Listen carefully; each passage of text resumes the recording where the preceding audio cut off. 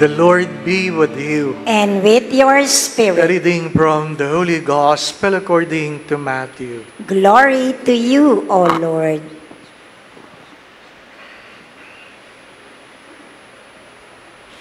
Jesus said to his disciples, "As it was in the days of Noah, so it will be at the coming of the Son of Man. In those days before the flood, they were eating and drinking, marrying and giving in marriage, up to the day that Noah entered the ark. They did not know until the flood came and carried them all away. So will it be also at the coming of the Son of Man. 2 men will be in the field, one will be taken, the one will be left. 2 women will be grinding at the mill, one will be taken, and the one will be left. Therefore stay awake, for you do not know on which day the Lord will come. Be sure of this, if the master of the house had known the hour of night when the thief was coming, he would have stayed awake and not let his house be broken in two. So too, you also must be prepared. For at an hour you do not expect, the Son of Man will come."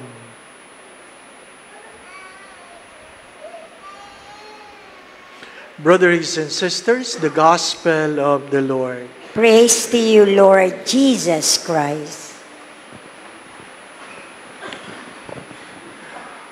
This responsorial psalm invites us to go rejoicing to the house of the Lord. But it comes with a condition. It comes with a condition. Hindi ko alam no kayo maliliit, pag sinabing uwi na ang tatay mo, darating na ang tatay mo, darating na ang nanay mo, dalawa ang nararamdaman mo. Kung mabait ka, masaya ka. Pero kung meron kang nabasag, meron kang ginawang kalokohan, ang pagdating ng magulang mo, nakakatakot. Hindi po ba? Merong exam.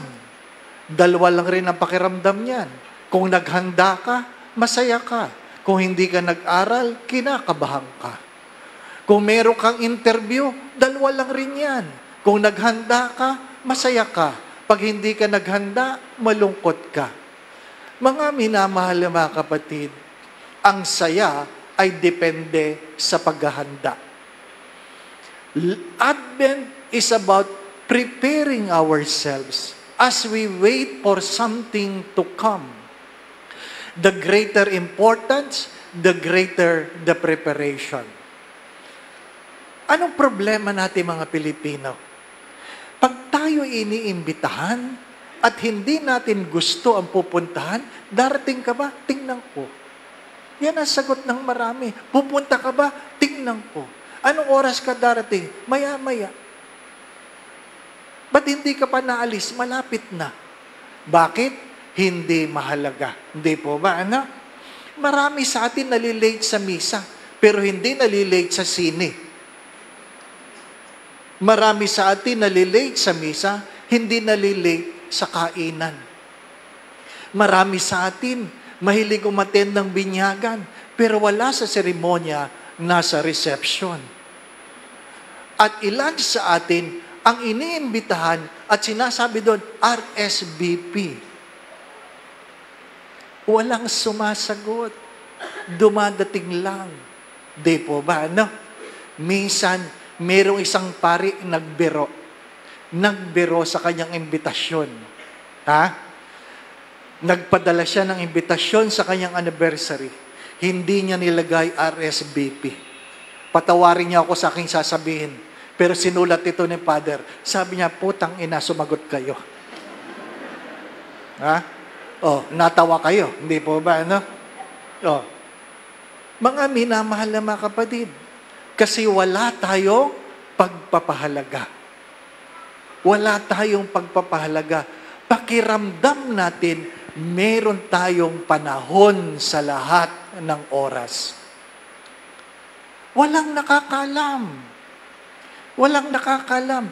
Ang naghanda lamang ang masaya. Hindi po ba, ano? Ang naghanda. Hindi ibig ko sabihin, yung naghanda ng kakainin. Naghanda, nag-prepare. Di po ba, ano? Bakit marami ang naghirap ng pandemic? Hindi dahil nagkasakit. Walang inipon. Walang inipon. Ang tawag ng kabataan, YOLO. You only live once. Kaya kung anong pera mo, gastusin mo na. Hindi mo alam kung bukas buhay ka pa. Ang problema, buhay ka pa. Wala ka ng pera. Hindi po ba? Ano? Kaya nga sabi nila, huwag kang malulungkot na wala kang pera. Kasi yung pera, hindi naman nalulungkot na wala ka. Mga minamahal na mga kapatid, anong paghanda meron ka? Ang sabi sa unang pagbasa, merong higit na pag-asa kapag merong paghahanda. Ang paghahanda ay depende kung gaano kaimportante ang iyong pinaghahandaan. Magkakapatid na kumakain, sabi nung nanay ng ikakasal, huwag niyong kakalimutan, sisikip ang gown sa darating na kasal. Di po ba, ano? Maraming ganyan. Naghahanda lang, nagda-diet lang dahil may gown na susuotin. Di po ba, ano? O, kumain ng kumain. Hindi kasya ang siper. Ha? Tinahilang sa likod. Namumutok-mutok ang damit. Tinatakpan na lang ng bulaklak sa picture taking. Bakit? Nagpabayai. Lahat naman. Ang feeling natin pag Pasko, kainan ng kainan. Huwag mong kakalimutan na kung ano man ang kakainin mo ngayon, meron niyang kinabukasan. Kahit gaano kasarap ang chocolate, a moment in your lips, forever in your hips. Di po ba, ano? Kaya bago magsimula ang Pasko, magtimbang kayo. Kaya pagkatapos, pagdating ng New Year, magtimbang din kayo. At pag nalaman nyo na bumitak ang timbangan, alam mong sinong may kasalanan. Di po ba, na? Mga minamahal na mga kapatid, hindi kasalanan ng damit kung sumisikip. Kasalanan yan na nagsusuot. Di ba? Sabi ng kanyang Mrs. Darling, parang maliit ang ating salamin. Ang sabi ni Mr., hindi, darling, malaki ka lang talaga. Nagagalit kayo pag pinapaalalanan, di po ba, ano? Pero marami sa atin, takot na takot pag darating ang executive check-up. Ang dami nga nagpapaprayer eh. Father, pagdasal mo naman ako, meron akong executive check-up. Ay, ano ngayon? Father, baka may makita. Dapat nga may makita. Kasi kung may nararamdaman ka at walang makita, cancer yan. Hindi po ba, no? At least may nakita. Kaya bago mag-executive check-up, diet. Di po ba? Dadayain ang husto para magandang resulta. Mga minamahal na mga kapatid, yan ang problema natin eh. Nandadaya sila noon, nangurakot sila noon, nakakulong sila ngayon, magpapamisa sila. Anong ipagdadasal ko? Di ba? Minsan may pumunta dyan. Father, mayroon na po akong warrant. Ipagdasal mo naman, Father, na huwag akong makulong. Ang hirap maging pare ngayon. Ha? Anong ipagdadasal ko? Di ba? Na hindi sila makita ng polis. Konsentidor pa ako ngayon, di po ba? Ano? Nakasama ko sa nagdadasal. Sa bawat misa, ikulong ang dapat makulong. Di po ba? Mga minamahal na mga kapatid, lahat ng ginagawa, merong patutunguhan. Tandaan yan. Ituktok nyo yan sa utak ng inyong mga anak.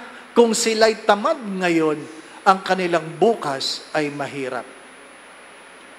Tandaan niyo yan. Sabihin niyo sa mga anak ninyo, kung hindi sila mag-aaral, ano ang kanilang bukas? Di po ba, anak? Yung iba nga, Hindi pa nakakapagtrabaho, humihingi na ng sahod. Ang kapal, di ba? Wala ka pang napapatunayan, humihingi ka na ng sahod. Mga minamahal na mga kapatid, magkaibang school sa trabaho. Tandaan nyo yan. At darating ang araw, hindi ka na malakas. Kaya nga, hindi po ba ano? Ang hirap nung late ka sa misa, sorry for the words, bato-bato sa langit, ang tamaan buti nga. Hindi po ba? Late ka sa misa, magpupumilit kang gumanya sa tabi, baka pwedeng sumingit dyan. Excuse me, late ka, nanay. Hindi po ba? Kawawa naman yung gustong umupo ng maayos. Kahit nga sa eroplano, kagagaling ko lang sa pilgrimage. Nakaupo akong ganyan. Sabi nung lalaki, if you don't mind transferring because I want to sit with my wife, excuse me, di ba? Mag-asawa pala kayo, sana nag-check-in kayo ng maaga. Hindi po ba?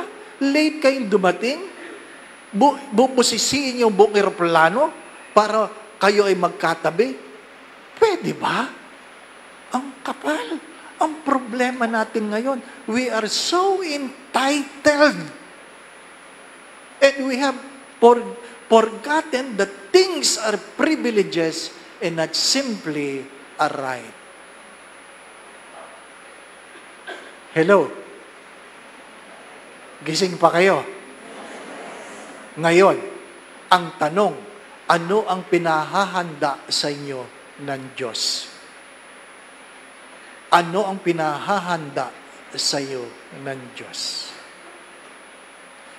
Don't simply entertain the thought that Advent is all about coming.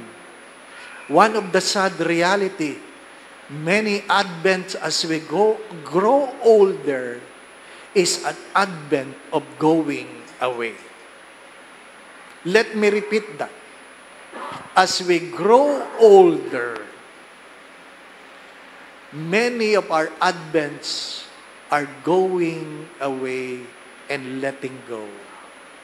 As we are children, Advent is all about coming. The coming of gifts, the coming of ninongs and ninangs, the coming of food, name it. When you are young, Advent is all about coming to you. But when you reach a certain age, Advent becomes a time of going away. An aging parents will pass away and they will not be there on Advent anymore. Ang Pasko noon ay tawanan dahil pagdating na maraming minamahal. Pero sa mga matatanda, ang Pasko ay mga pagluha dahil ang dating nandyan na ay wala na sila. Kaya nga, ano ang iyong pinaghahandaan? Maraming masaya habang naghahanda ng Pasko, pero maraming lumuluha dahil sa araw ng paghahanda, nasa hospital sila, hindi nila alam kung lalabas pa ang mahal nila sa buhay. Take note, brothers and sisters, Advent is a way to prepare, a way of waiting, knowing what is more important. As I always say this, when priorities are clear, decisions are easily made. We failed to prepare because we have failed to prioritize. Amen. I always say this. Pag ikaw ay namatayan, ang pinakamalungkot ay hindi yung ikaw ay namatayan. Hindi yung araw ng lamay. Ang pinakamalungkot ay ang unang Pasko. Ang unang birthday na wala na sila. This morning, I caught myself with tears Because last February, we lost our brother. Hinahanda namin, ako ang aking sarili, na wala na siya sa Paskong ito. Pero ang pinakamahirap ay, ang aming matandang magulang, 93 years old, anon ang sasabihin namin pag hinanap siya? Sapagkat ang kasayahan ng mga matatandang magulang ay hindi ang handaan, kundi ang kompleto ang bilang ng anak. My brothers and sisters, Advent is not only about the coming, it also about the letting go and the losing of somebody you love. The more important, the better preparation. As we always say this, we hope for the best, we pray and expect the worst. Hindi lahat ng tao nakangiti ngayong Pasko, sapagkat may kanya-kanya tayong pinagdadaanan.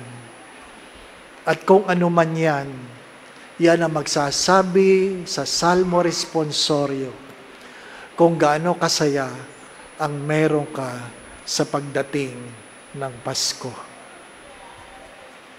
The Lord be with you. And with your spirit. And may Almighty God bless you and your family, the Father, the Son, and the Holy Spirit. Amen. The Mass has been offered. We now go in peace to love and serve the Lord. Thanks be to God.